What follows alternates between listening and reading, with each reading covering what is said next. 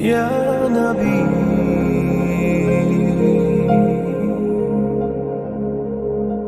یا محمد ہوگی۔ اب آپ مجھے بتائیں، آصف امتی ہے، اولاد سلیمان نہیں ہے۔ جب سلیمان کی امتی کا یہ مقام ہے تو محمد الرسول اللہ کا امتی بھی ہے اور ان کی اولاد بھی ہے۔ جاہل کو تو اپنی بیٹی نہیں دیتا تو جاہلوں کو اللہ اپنی ولایت کیسے دے گا؟ جب چرسیوں کو بھنگڑیوں کو تو اپنی بیٹی نہیں دیتا تو اللہ ان کو اپنی ولایت کیسے دے گا؟ ولایت کے لیے تو بڑے سلیکٹڈ لوگ ہوتے ہیں، بڑے چنے ہوئے۔ ہر نیک بندہ بھی ولی نہیں ہوتا۔ ولایت کے لیے ایک معیار ہے اور بہت بلند معیار ہے، بلکہ حضور شیخ عبد القادر جیلانی غوث پاک خود فرماتے ہیں جب تک انسان میں 12 صفتیں پیدا نہ ہو جائے اس وقت تک وہ ولی نہیں آئے گا، وہ کسی کی ادھر ادھر کرتے نظر نہیں آئے گا۔ رونا تو یہ ہے کہ لوگوں نے تسبیح مصلی کا نام ولایت سمجھ لیا۔ ستاروں کے آگے جہاں اور بھی ہے، ابھی عشق کے امتحان اور بھی ہے، تو شاہی پرواز ہے کام تیرا، تیرے سامنے آسمان اور بھی ہے۔ نفلی روزوں سے نیک بن سکتے ہوگی۔ اب آپ مجھے بتائیں، آصف امتی ہے، اولاد سلیمان نہیں ہے۔ جب سلیمان کی امتی کا یہ مقام ہے تو محمد الرسول اللہ کا امتی بھی ہے اور ان کی اولاد بھی ہے۔ غوث اعظم کے مرتبے کا عالم کیا ہوگا؟ اللہ سبحانہ نعرہ تکبیر۔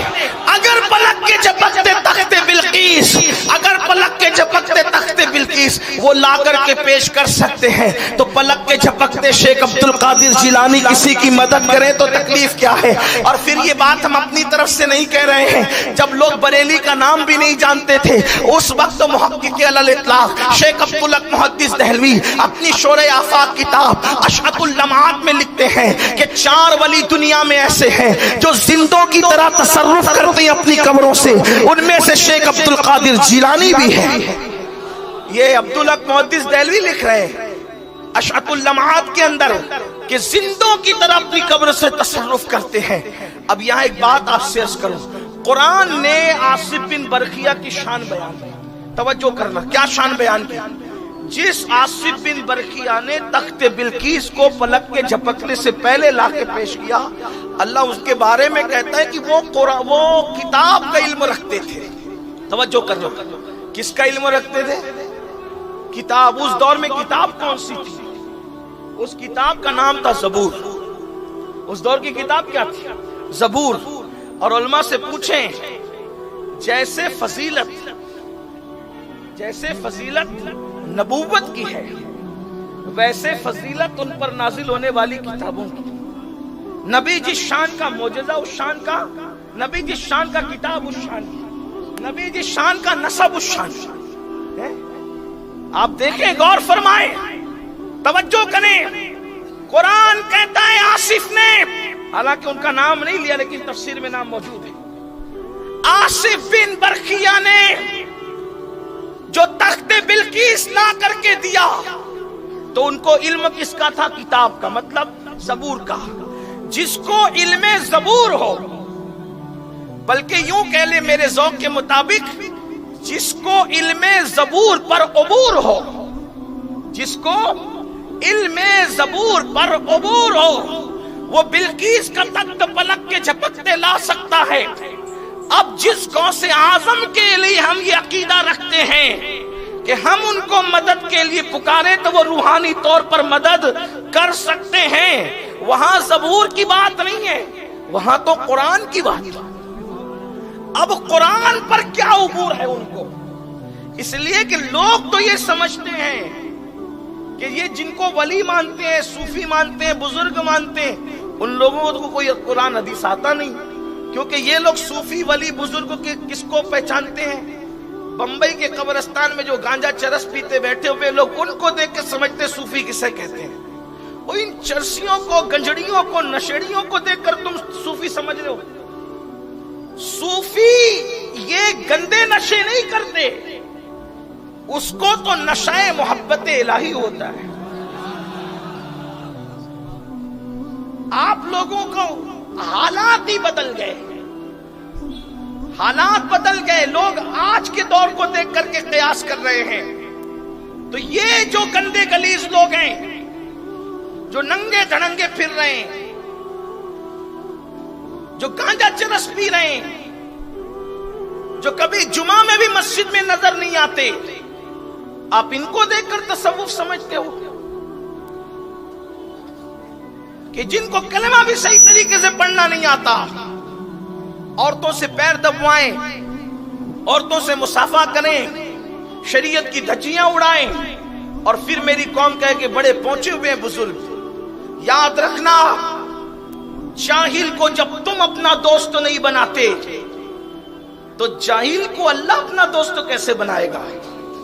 میں لوگوں سے کہتا ہوں, لوگ برا بھی لگتا ہے لوگوں کو, لیکن لگا کرے کیا, جب تو جاہل کو اپنی بیٹی نہیں دے سکتا, جاہل کو تو اپنی بیٹی نہیں دیتا, تو جاہلوں کو اللہ اپنی ولایت کیسے دے گا؟ جب چرسیوں کو, بھنگڑیوں کو تو اپنی بیٹی نہیں دیتا, تو اللہ ان کو اپنی ولایت کیسے دے گا؟ ولایت کے لیے تو بڑے سلیکٹڈ لوگ ہوتے ہیں, بڑے چنے ہوئے لوگ ہوتے ہیں. ہر نمازی بھی ولی نہیں ہوتا, ہر تہجد گزار بھی ولی نہیں ہوتا, ہر عالم بھی ولی نہیں ہوتا, ہر مفتی اور محدث بھی ولی نہیں ہوتا, ہر نیک بندہ بھی ولی نہیں ہوتا. ولایت کے لیے ایک معیار ہے, اور بہت بلند معیار ہے. بلکہ حضور شیخ عبد القادر جیلانی غوث پاک خود فرماتے ہیں, جب تک انسان میں 12 صفتیں پیدا نہ ہو جائے اس وقت تک وہ ولی نہیں ہو سکتا. آج تو ولایتیں بندے بانٹ رہے, مرید بانٹ رہے, اسٹیجوں سے بٹ رہی ہے, جلسوں میں بٹ رہی ہے, یہ ولی, یہ ولی, یہ ولی. غوث پاک کہتے ہیں 12 صفتیں چاہیے, 12 صفتیں. غوث اعظم فرماتے ہیں, اس کو اعلیٰ حضرت امام احمد رضا نے بھی لکھا, امام اہل سنت نے بھی لکھا, اور کثیر غوث اعظم کے سیرت نگار, ملفوظ نگاروں نے یہ بات لکھی کہ 12 صفتیں چاہیے ولایت کے لیے. یہ کم سے کم ہے, یہ کم سے کم ہے, کم سے کم اتنا چاہیے. اور اس کے آگے پھر جو چاہیے, جیسے جیسے صفتیں بڑھتی جائے گی معیار ولایت بڑھتا جائے گا. کیونکہ سب ولی ایک جیسے نہیں ہوتے, بلکہ ولایت کی 28 قسمیں بتائی گئی ہے, ولایت کے 28 درجے بتائے گئے ہیں. اب وہ اس کی تفصیل الگ ہے, حالانکہ ابھی مجمع اس بات کا متحمل نہیں ہے ایسی چلت پھرت کے اندر کی اتنی کوئی سنجیدہ گفتگو ہو. لیکن بات اب میں اپنی کروں, روڈ پر ہے, لوگ آ جا کر رہے ہیں, تو میں آپ کے ذہن کے مطابق بات کر رہا ہوں. وہ 12 صفتیں سنے, پھر بات آگے بڑھتی ہے. یہ بات یاد رکھنا, زبور پر عبور اور قرآن پر عبور, ابھی اس پہ بات آئے گی, لیکن اس سے پہلے سنے. غوث پاک کہتے ہیں 12 صفتیں کون سی ہوتی ہے جب آدمی ولی بنتا ہے؟ تو 2 صفتیں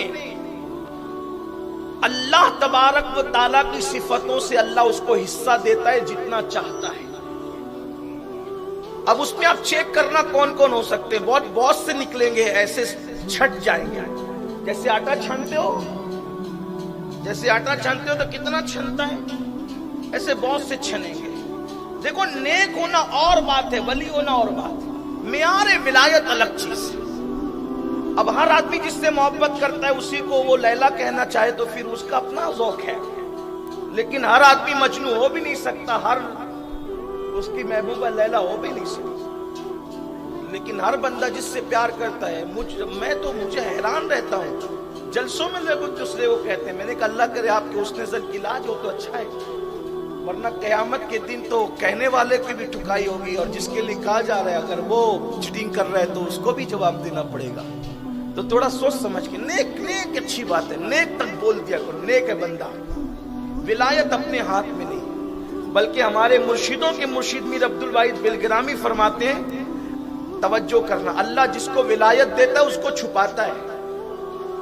اور کہاں چھپاتا ہے؟ اولیائی تحت ابائی, وہ اپنی چادر غیرت میں چھپاتا ہے ولیوں کو. بلکہ فرماتے ہیں بعض اولیاء تو ایسے ہیں, بعض اولیاء ایسے ہیں, سب سنابل شریف سے پڑھ رہا ہوں یہ بات آپ کے سامنے, بعض اولیاء ایسے ہیں کہ اللہ اتنا چھپاتا ہے ان کو کہ جبریل اور میکائیل کو بھی خبر نہیں ہونے دیتا کہ ان کی شان کیا ہے. اب آپ مجھے بتائیں کہ لوگ کس درجے کی بات کرتے ہیں. آپ گھر جا کر کبھی سوچنا کہ یہ بات جو انہوں نے لکھی, اور یہ میر عبد الواحد بلگرامی کوئی چھوٹی موٹی ہستی نہیں ہے, امام اہل سنت جن کو ہم مجدد کہتے ہیں انہوں نے ان کو مجدد کہا اپنی صدی کا, اور ایک کتاب کی بنیاد پہ فرمایا ہے آپ غور کریں تو بہرحال تو اللہ کی صفتوں میں سے جو دو صفتیں ہیں ان میں سے اللہ جتنا چاہتا ہے اتنا حصہ دیتا، ورنہ اللہ کی صفت کے برابر تو کسی کوئی صفت ہو بھی نہیں سکتی۔ جیسے میرے آقا نے فرمایا تخلق باخلاق اللہ، اسی معنی میں اس کو لینا چاہیے۔ اور وہ دو صفتیں کون سی ہے؟ ایک صفت ستاری ہے اور ایک صفت غفاری ہے، یعنی جس کو ولی بناتا ہے اس کو لوگوں کے عیب چھپانے والا بناتا ہے، اور جس کو ولی بناتا ہے اس کو معاف کرنے والا بناتا ہے۔ اس لیے کہ ولی بن کے بیٹھے گا خانقاہ میں اور لوگ آ کر کے کہیں گے کہ میں زنا کر کے حضرت توبہ کرائیے، ادھر اس کو توبہ کرائی، ادھر پورے محلے میں پھیر دیا کہ اس نے تو توبہ کی، اس نے توبہ کی، اس کا ہوگا کیا بیچارے کا؟ تو اس لیے اس کو پہلے ستاری کی صفت عطا کرتا ہے کہ وہ ہضم کرتا جاتا ہے۔ بڑے بڑے پاپی مجرم آتے رہتے ہیں اور وہ سب کو جو وہ عیبوں پہ پردہ ڈالتا جاتا ہے، مطلب وہ کبھی کسی کی غیبت کرتے ہوئے نظر نہیں آئے گا، کبھی کسی کی چگلی کھاتے ہوئے نظر نہیں آئے گا، وہ کسی کی ادھر ادھر کرتے نظر نہیں آئے گا۔ رونا تو یہ ہے کہ لوگوں نے تسبیح مصلی کا نام ولایت سمجھ لیا، ستاروں کے آگے جہاں اور بھی ہے، ابھی عشق کے امتحان اور بھی ہے، تو شاہی یہ پرواز ہے کام تیرا، تیرے سامنے آسمان اور بھی ہے۔